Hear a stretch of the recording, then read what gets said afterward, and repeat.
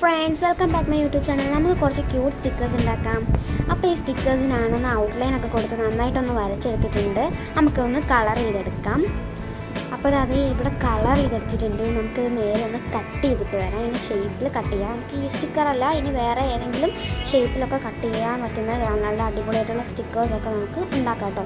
അപ്പോൾ കട്ട് ചെയ്തെടുത്ത sticker line എങ്ങനെ ഒട്ടിക്കുന്നത് നോക്കാം. അതിനായിട്ട് ടേപ്പ് എടുത്തിട്ട് കുറച്ച് ടേപ്പ് മതി. ചെറിയ സ്റ്റിക്കർ ആയതുകൊണ്ട് നമുക്ക് ഒരുപാട് ടേപ്പൊന്നും വേണ്ട. അത് ഇച്ചിരി ടേപ്പ് എടുത്തിട്ട് നമ്മൾ ഇതിനൊന്ന് മടക്കി കൊടുക്കാം.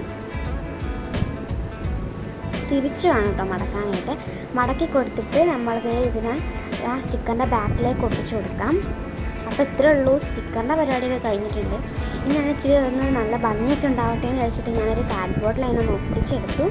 അപ്പോൾ വീഡിയോ ഇത്രയേ ഉള്ളൂ. ഇഷ്ടപ്പെട്ടാൽ ലൈക്ക് ചെയ്യുക, ഷെയർ ചെയ്യുക, സബ്സ്ക്രൈബ് ചെയ്യുക, സപ്പോർട്ട് ചെയ്യുക. ബൈ.